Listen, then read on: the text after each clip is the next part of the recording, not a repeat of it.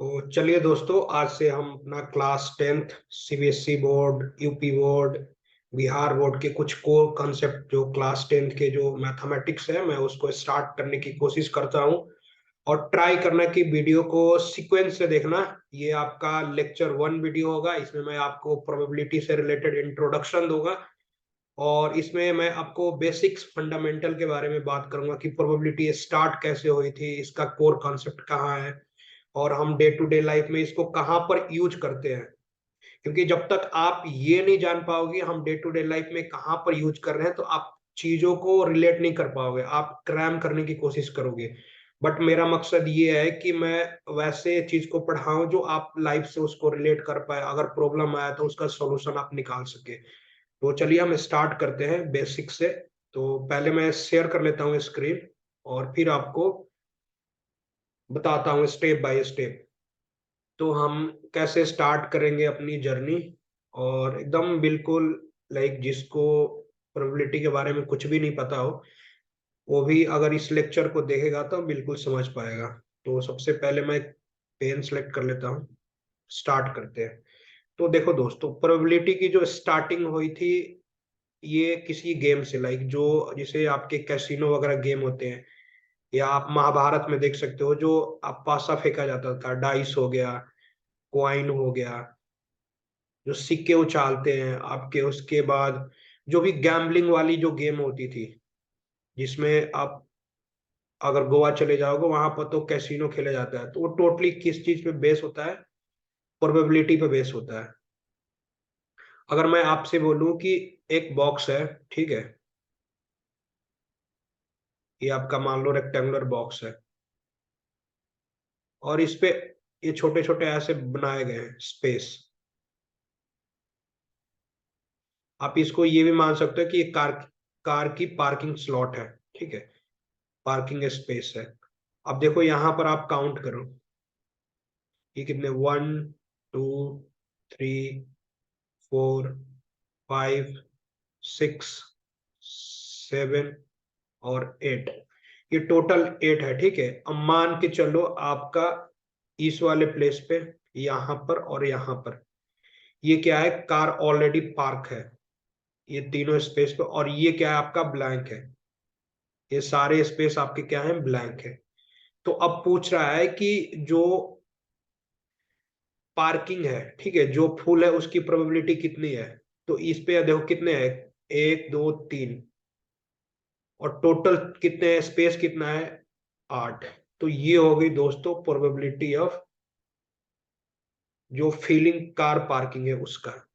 अब आपको निकालना है कि जो खाली है, तो क्या करना है आपको, 1 जो भर गया है उसमें से आपको क्या कर देना है, माइनस कर देना। तो ये निकल जाएगा आपका जो कार पार्किंग क्या है, खाली है। तो यहां से आप कैलकुलेट करोगे तो 1 - 3/8, तो यहां से ये करोगे तो 5/8। तो यहां से ना दोस्तों एक थ्योरम निकलता है, theorem in the sense core concept of probability का, कहता है कि किसी होने की प्रोबेबिलिटी,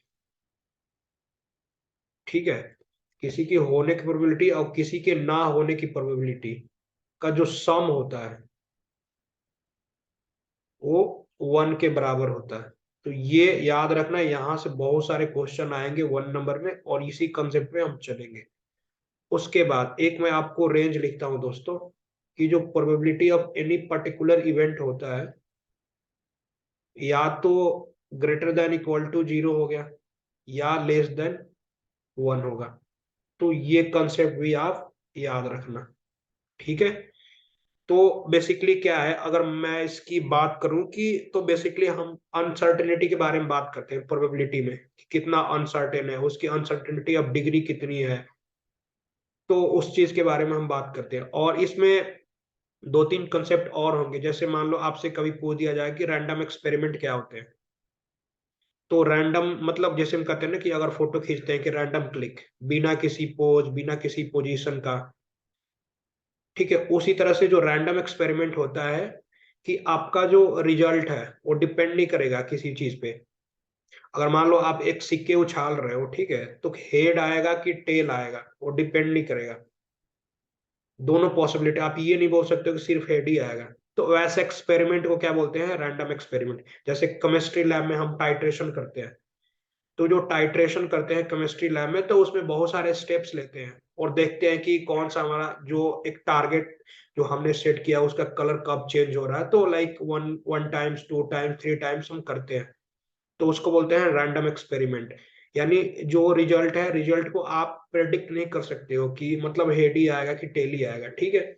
तो ये कुछ ऐसे स्टार्ट होता है। अब प्रोबेबिलिटी का क्या है कि जो आपके फ्यूचर में प्रेडिक्ट करने वाली जो चीजें होती है कि लाइक बारिश कब आएगा, ठीक है, और उसके बाद हमारा जो टेम्परेचर कितना बढ़ेगा 2023 में या 2024 में, पॉपुलेशन कितना इंक्रीज होगा, ये सारे क्या है, प्रोबेबिलिटी के कॉन्सेप्ट है। अब जैसे आर्टिफिशियल इंटेलिजेंस यूज करते हैं, मशीन लर्निंग जो यूज करते हैं, गेमिंग में बहुत सारी चीजें यूज किया जाता है।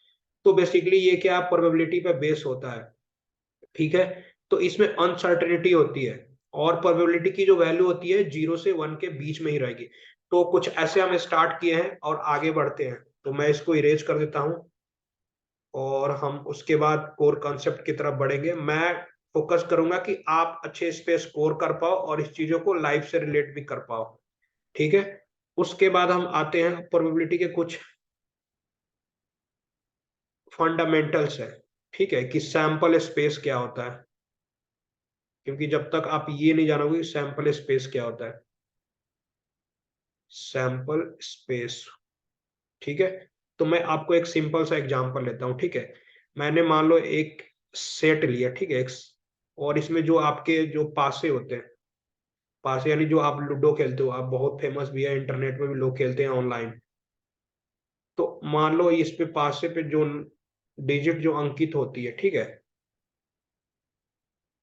आपके जो नंबर होते हैं 1, 2, 3, 4, 5 और 6, ठीक है। तो ये टोटल पॉसिबल आउटकम्स है, एक पासे का, एक डाइस का टोटल जो इस पे अंक मानते हैं, 1, 2, 3, 4, 5 और 6, 6 से ज्यादा नंबर नहीं होता, ठीक है। तो ये क्या है, इसके टोटल पॉसिबल आउटकम्स हो गए, total possible outcome, total possible outcomes, ठीक है। तो ये आपके हो गए टोटल पॉसिबल आउटकम्स, इसको बोलते हैं हम सैंपल स्पेस, ठीक है। अब इसमें से आपसे पूछ दिया जाए कि ये ठीक है, तो इसमें जो इवन नंबर है, इवन नंबर, इवन नंबर इसमें क्या है, 2 है, 4 है, 6 है। तो इवन नंबर कितने इसमें, 3, तो इसकी प्रोबेबिलिटी क्या होगी, प्रोबेबिलिटी ऑफ इवन नंबर,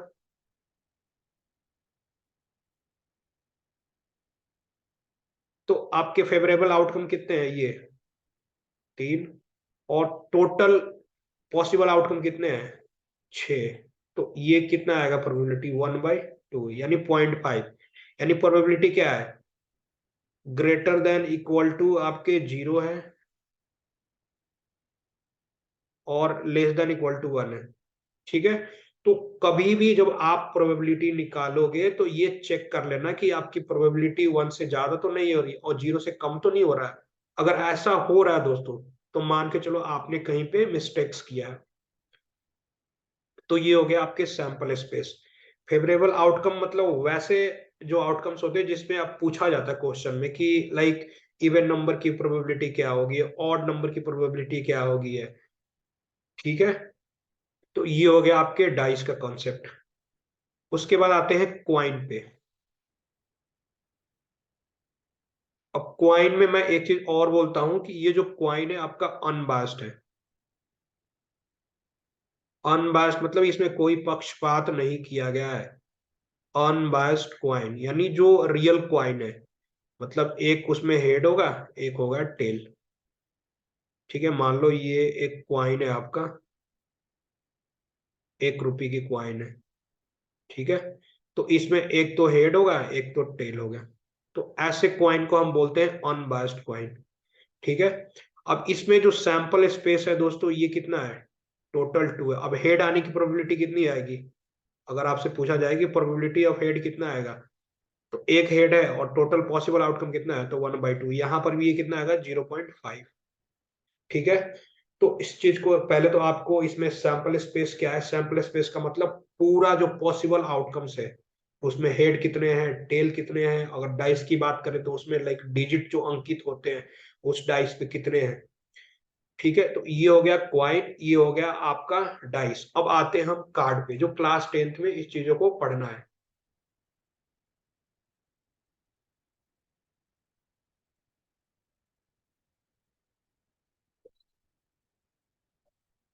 ठीक है। अब आते हैं हम कार्ड पे।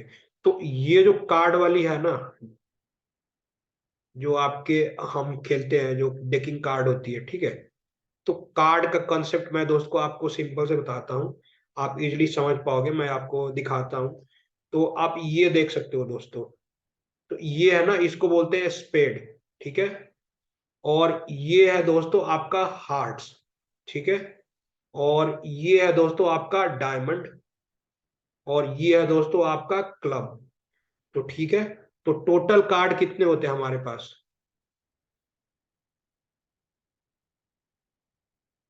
टोटल कार्ड होते हैं 52। ठीक है। उसके बाद इसमें जो कार्ड का जो सूट होता है वो कितना होता है, 4 होता है। कौन कौन से होते हैं, मैंने आपको अभी दिखाया पीक में। एक तो होता है आपका स्पेड, और एक होता है आपका क्लब, और तीसरा आपका होता है डायमंड,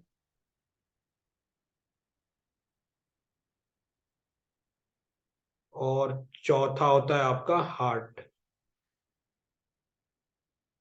ठीक है। और इनके कितने होते हैं, टोटल 13 कार्ड। सो 13 ईच होता है, ये 13 ईच। ठीक है। अब जो कार्ड होते हैं आपके, अब उसमें देखो, एक तो होता है फेस कार्ड।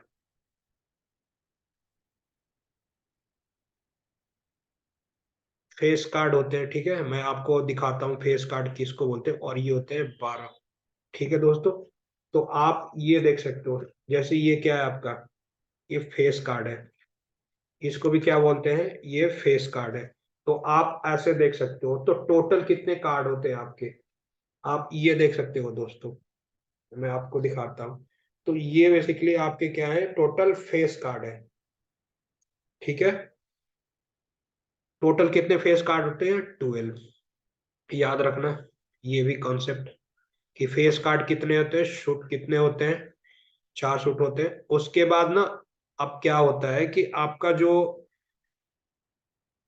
अब ये देखो दोस्तों, आपका जो डायमंड और हार्ट्स,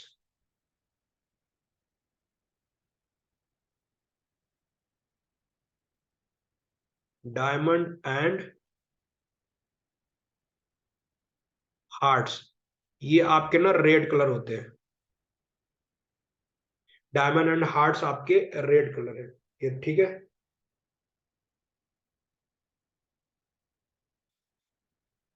आप देख सकते हो ये क्या है, रेड कलर है, डायमंड एंड हार्ट्स। उसके बाद आपके जो क्लब, क्लब और स्पेड, ये दोस्तों होते हैं आपके ब्लैक कार्ड। ये क्या होते हैं, आपके ब्लैक कार्ड होते हैं। ठीक है। तो अब देखो, रेड, डायमंड और हार्ट्स, यानी डायमंड और हार्ट, ये टोटल कितने हो गए, 26। और ये आपके स्पेड और क्लब कितने हो गए, 26। तो कभी भी जब क्वेश्चन आए कि रेड कार्ड की प्रोबेबिलिटी कितनी है, तो रेड टोटल कितने रेड है, डायमंड और हार्ट्स की कितने हैं, 26। और टोटल पॉसिबल आउटकम कितने हैं, 52। तो ये कितना हो जाएगा, 1/2। उसी तरह से पूछेगा आपसे कि मान लो कि ब्लैक के कितने प्रोबेबिलिटी होंगे, तो सेम होंगे। ठीक है। फेस कार्ड की प्रोबेबिलिटी कितनी होगी, टोटल फेस कार्ड कितने हैं? 12। और पॉसिबल आउटकम कितने हैं आपके? 52। तो अब इससे कर दो, आप क्या कर सकते हो? 4×3 = 12 और 13×4 = 12। सो 3/13। तो फेस कार्ड की प्रोबेबिलिटी कितनी हो जाएगी? 3/13। ठीक है। तो फेस कार्ड क्या होता है, डायमंड हार्ट्स क्या होता है, ठीक है, स्पेड कितने होते हैं, क्लब क्या होता है, डायमंड, ये सब मैंने आपको बता दिया। उसके बाद हम बढ़ते हैं आगे।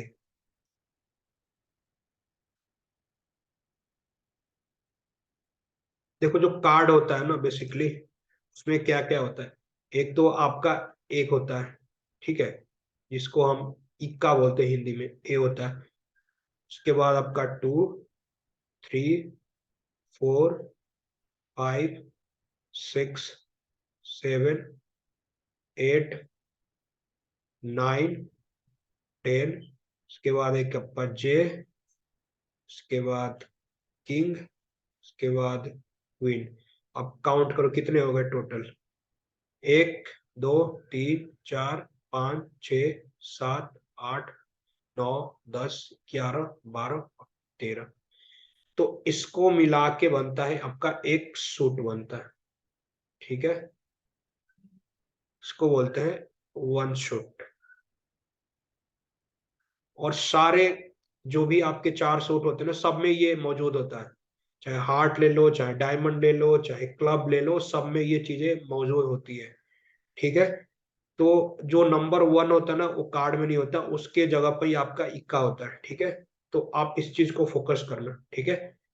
तो ये होगी आपके प्रोबेबिलिटी के। अब देखो क्या होता है, कभी कभी पूछा जाता है कि इक्वली लाइकली इवेंट क्या होते हैं, ठीक है। कुछ और कॉन्सेप्ट मैं आपको बताता हूँ कि इक्वली लाइकली कॉन्सेप्ट क्या होते हैं। और मैंने रैंडम एक्सपेरिमेंट बता दिया। अब जैसे पॉसिबिलिटी, मान लो आपने टॉस उड़ाया, ठीक है, एक टॉस किया, हेड और टेल। तो इन हेड आने की प्रोबेबिलिटी कितना है? 1/2। टेल आने की प्रोबेबिलिटी कितनी है? 1/2। तो ये क्या इक्वली लाइकली है, यानी जो आउटकम्स है ना, लाइक सेम आ रहे हैं, ठीक है। तो इसको बोलते हैं इक्वली लाइकली इवेंट। उसके बाद दोस्तों होता है कि एक इम्पॉसिबल इवेंट क्या होता है। बेसिकली इम्पॉसिबल इवेंट ये होता है कि मान लो आपने एक टॉस उड़ाया, ठीक है, एक सी, अब बोल रहे हैं कि 2 हेड की प्रोबेबिलिटी बताओ, तो वो तो पॉसिबल ही नहीं है। तो उस वैसे प्रोबेबिलिटी को क्या बोलेंगे? Impossible event. जैसे मान लो आपने एक डाइस उछाला, 1, 2, 3, 4, 5, 6, उसके ये क्या है आपके सैंपल पे। अब पूछा जा रहा है कि 7 की प्रोबेबिलिटी बताओ, वो पॉसिबल नहीं है, यानी ऐसे इवेंट को हम बोलते हैं इम्पॉसिबल इवेंट बोलते हैं। और इसकी जो प्रोबेबिलिटी है दोस्तों 0 होती है, ठीक है। तो इम्पॉसिबल इवेंट बोलते हैं, ठीक है। तो जिसकी प्रोबेबिलिटी क्या होती है? 0 होती है। श्योर इवेंट या सर्टेन। अब एक होता है श्योर इवेंट, मतलब वो होना ही है। श्योर इवेंट यानी ऐसे जिसकी प्रोबेबिलिटी क्या होती है? 1 होती है, वैसे इवेंट को बोलते हैं श्योर इवेंट, ठीक है। तो ये कुछ कॉन्सेप्ट है, आपको ध्यान में रखना है प्रोबेबिलिटी का। और डे टू डे लाइफ में लाइक आप ग्राफ देखोगे, जो आपको वहां पर प्रेडिक्ट करते हैं कि जीतने की प्रोबेबिलिटी कितनी है।